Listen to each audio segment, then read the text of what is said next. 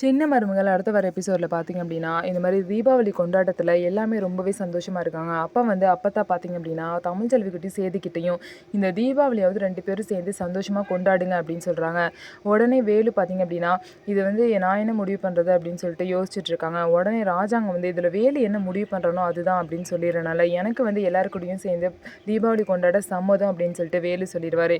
இதனால ஃபேமிலியே கூடி உட்காந்து தமிழ்ச்செல்வியோட சேர்ந்து ஜாலியாக வந்து தீபாவளி வந்து கொண்டாடுறாங்க. பாட்டு பாடி வெடி வெடிச்சு பார்த்தீங்க அப்படின்னா அவ்வளோ சந்தோஷமாக எல்லாருமே கொண்டாடுறாங்க. இந்த நேரத்தில் தமிழ்ச்செல்வியும் பார்த்தீங்க அப்படின்னா ப்ரெக்னெண்ட்டாக இருக்காங்க. அவங்களோட குழந்தையும் சேர்ந்து நல்லபடியாக கொண்டாடுறாங்க. ஆனால் வேலுக்கும் தமிழ்ச்செல்விக்கும் உள்ள அந்த மனஸ்தாபம் இன்னுமே சரியாகாமல் இருக்குது. ஸோ இதுக்கப்புறமாவது வேலு தமிழ்ச்செல்வியை புரிஞ்சுக்கிட்டு அவங்க கூட சேர்ந்து வாழ்வாரா அப்படின்னு சொல்லிட்டு வெயிட் பண்ணி பார்ப்போம். ஸோ அதுதான் வந்து குடும்பத்தோட வந்து சந்தோஷமே.